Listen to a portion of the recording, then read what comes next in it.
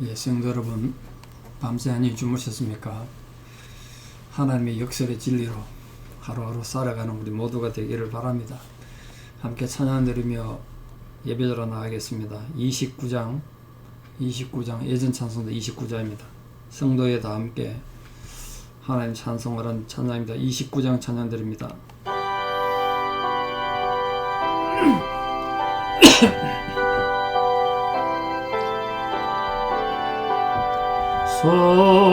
성도여 다 함께 할렐루야 아멘 주 찬양하여라 할렐루야 아멘 주 보좌 앞에서 대하신 은혜를 다 찬송하여라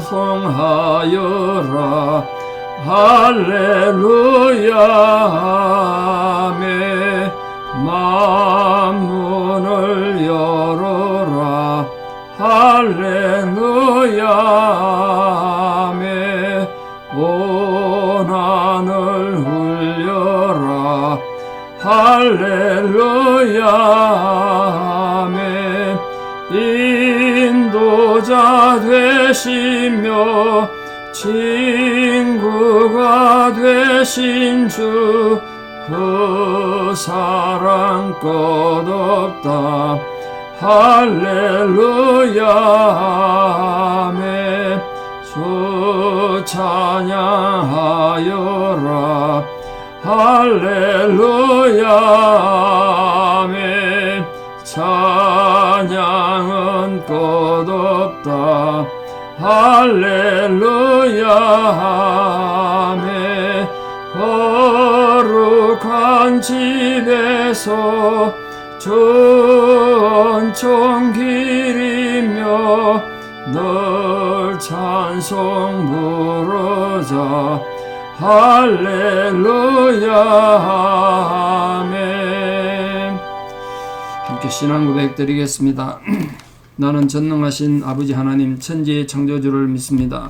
나는 그의 유일하신 아들 우리 주 예수 그리스도를 믿습니다. 그는 성령으로 잉태되어 동정녀 마리아에게서 나시고 본디오 빌라도에게 고난을 받아 십자가에 못 박혀 죽으시고 장사된 지 사흘 만에 죽은 자 가운데서 다시 살아나셨으며 하늘에 오르시어 전능하신 아버지 하나님 우편에 앉아 계시다가 거기로부터 살아있는 자와 죽은 자를 심판하러 오십니다. 나는 성령을 믿으며 거룩한 공교회와 성도의 교제와 죄를 용서받는 것과 몸의 부활과 영생을 믿습니다. 아멘. 2023년 1월 17일 화요일 새벽 하나님 주신 말씀 로마서 2장 1절에서 8절입니다. 로마서 2장 1절에서 8절 로마서 2장 1절에서 8절 받들어 봉독에 올립니다.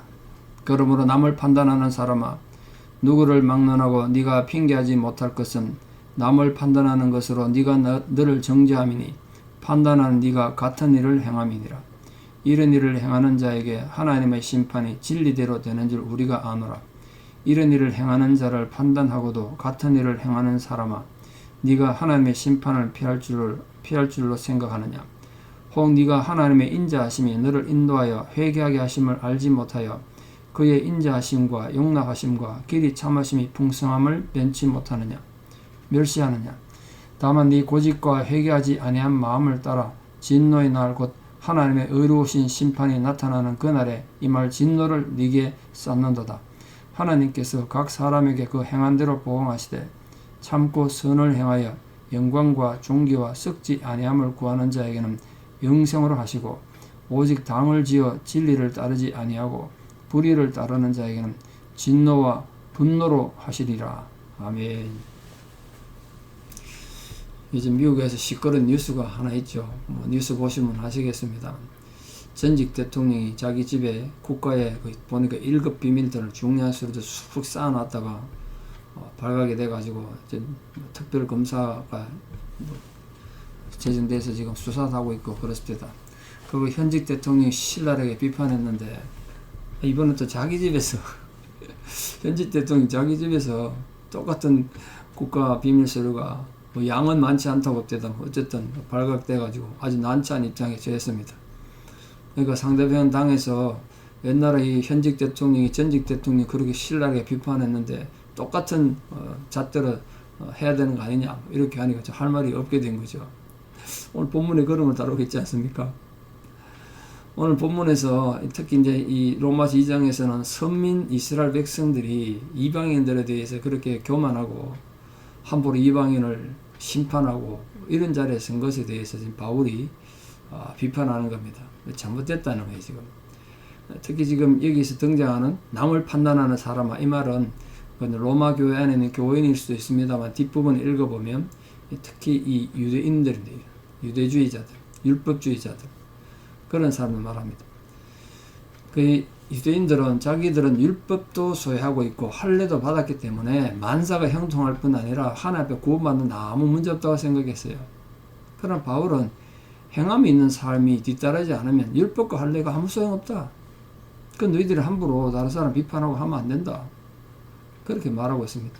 유대인들 역시 하나님 앞에 이방인들과 똑같이 심판을 면할 수 없는 죄인이란 거예요. 인간 누구나 다 죄인이기 때문에 하나님 은총 없이는 구원받을 수 없다. 그걸 2장에서 다루게 되겠습니다. 특히 오늘 보면 남을 판단하는 사람에 대한 지금 바울의 비판이랄까요? 교훈이 있는데 오늘 본문 보면 바로 떠오르는 예수님 교훈이 있죠. 비판받지 아니하거든 비판하지 마라. 네가 남을 비판하는 그 비판으로 너도 비판받는다. 예수님 산상보훈에서 그렇게 가르쳐 주셨잖아요. 오늘 바울이 똑같은 얘기를 하고 있습니다. 자기가 남을 판단하고 있는데 마찬가지로 내가 남을 향해 판단하는 동안 뒤에서 우리 등 뒤에서 하나님이 우리를 판단하고 계신다는 거예요. 이건 무서운 거잖아요. 그러니까 우리가 내 등 뒤에 누가 계신지 모르니까 내 눈앞에 보이는 형제의 잘못을 보고 손가락질하고 함부로 비판하고 판단한다는 거예요. 참 어리석은 거지 생각해보면. 어리석은 거예요. 지금 그 뉴스 나오는 보세요.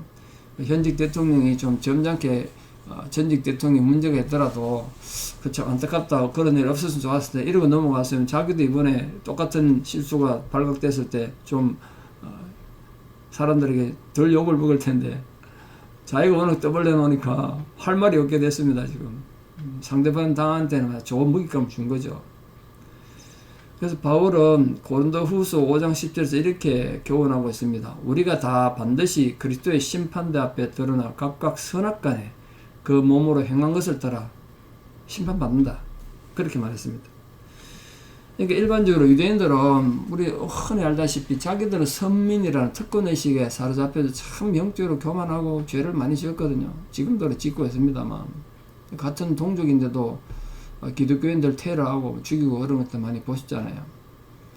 특히 오늘 본문에서도 이방인들 아주 멸시하고 주름하고 심지어는 뭐 이방인들은 짐승 취급했으니까 참 독선이라 생각하죠. 우리도 우리가 기독교가 하나님 앞에 진리라고 생각하는 거하고 다른 종교나 다른 사람들 예수 안 믿는 사람들 함부로 정죄하고 마치 짐승 취급하듯이 그런 건 정말 잘못된 거예요. 어쨌든 하나님 형상을 가진 다 인간인데 우리 그런 독선에 빠지는 성도는 되면 안 된다. 그런 우리 교인이 되면 안 된다. 이런 생각 참 많이 합니다. 조심해야 될 부분이죠. 이방인들은 그렇게 유대인들이 짐승 취급하고 무시했던 이유는 딱 하나인데요. 하나님을 자기들처럼 섬기지 않는다는 거예요. 그 유대인들은 뭐 하나님 앞에 예배 드리고 제사 드린다고 해서 죄인이 아닌가요? 똑같은데 부도덕하고 사악한 건 마찬가지 아니겠습니까? 비록 우상숭배자라고 하더라도 이방인들이 그 자기들 앞에 우상숭배자라고 욕하고 있지만 유대인들이 자기들은 우상숭배를 안 해도 똑같은 상황에 있는 거 아니겠습니까? 하나님 욕되게 마찬가지잖아요. 또 어떤 면에서 유대인들이 또 얼마나 우상을 섬겼습니까? 우리가 이런 실수를 할 때가 많다는 거야. 다른 사람을 쉽게 판단하고 정죄하면서도 자신에 대해서 너무 관대해요. 그게 참 내로남불 아닙니까? 내로남불. 놀랍게도 내로남불이라는 게 영어에는 없는 단어인데 한국말 그대로 지금 작년에 웹스터 사진이 올라갔죠. 하도 한국에서 내로남불 그러니까 그게 지금 고유어가 돼가지고 또 우리가 이 배달의 민족께서 새로운 영어 하나 또 만들었습니다. 내로남불. 영어로 번역이 불가능해요. 그냥 네로란불로 썩대다. 이런 잘못을 깨달은 자들은 이제부터라도 이 같은 잘못을 반복하면 안 된다는 거예요. 그러니까 우리가 참 성도님들이 하나님 주신 은혜를 은혜로 받아들이고 하나님의 복받는 성도가 되기 위해서 이 남을 비판하거나 정죄하는 건 정말 조심하시고, 이왕이면 비판과 정죄보다는 용납하고 사랑하고 이해하면 안 좋겠습니까? 유대인들 어리석음을 4절에 지금 뭐라고 얘기했나 보세요. 유대인들은 자기들은 아무리 나쁜 짓 해도 정죄가 없고 문제가 없으니까 하나님 다 용납받는다고 생각한 거예요. 근데 바울은 그게 뭐라고요? 하나님께서 그들에게 회개할 기회를 주신 건데, 회개할 기회를 주셨는데 그 회개할 기회로 인한 평화를 자기들은 하나님 앞에 정말 잘 살아가지고 인정받는다고 착각했다는 거예요. 그게 잘못된 거죠. 그러니까 유대인들이 회개가 없었던 거죠. 그 회개가 뭡니까? 회개가 되려면 가장 먼저 뭐가 돼야 되죠? 내가 잘못했다는 걸 깨달아져야 되잖아요. 그 통해 자복하는 거죠. 그리고 또 하나는 말로는 자꾸 회개하는데 돼지가 씻은 뒤에 또 자기가 토한 것에 가서 뒹굴면 어떻게 되겠어요? 회개의 진짜 중요한 의미는 말로 회개할 뿐 아니라 삶을 돌이켜야 된다는 거예요. 삶을 돌이켜야. 그 전인격적인 변화. 그게 회개 아니겠습니까? 근데 유대인들한테 그게 없었다는 거예요.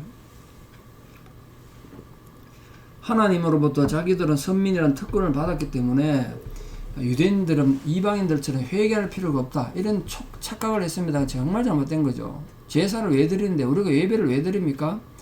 자, 우리 예배를 드림으로써 하나님께 영광을 돌린다 그랬습니다. 우리에게 예배가 필요한 이유, 예배 드려야 되는 또 하나 정말 중요한 이유는 회개예요. 회개. 예배가 옛날에 제사잖아요. 제사 왜 드립니까?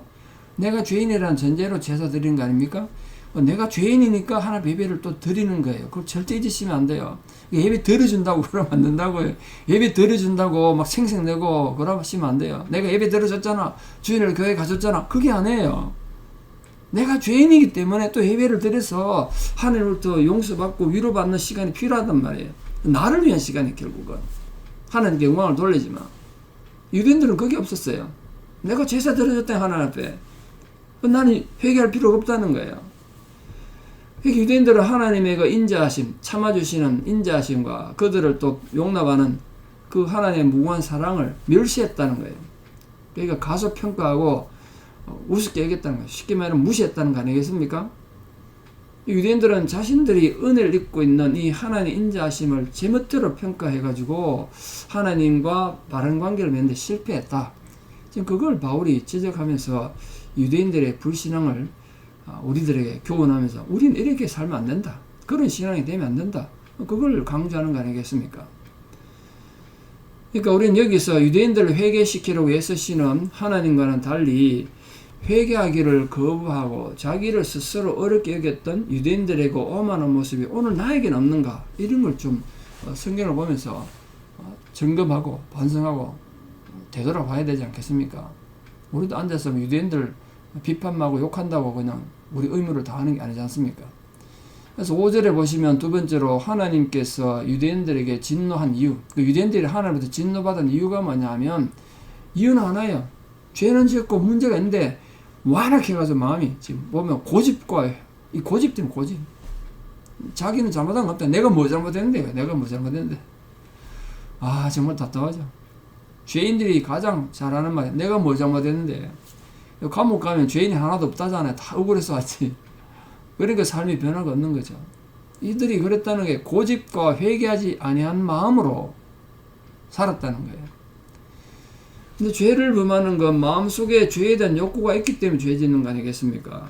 또한 그 죄를 회개하지 않는 건 그 범죄에 대해서, 그 잘못에 대해서, 아, 내가 잘못됐구나, 이게 문제구나, 이 깨달음이 없으니까 회개가 안 되는 거죠.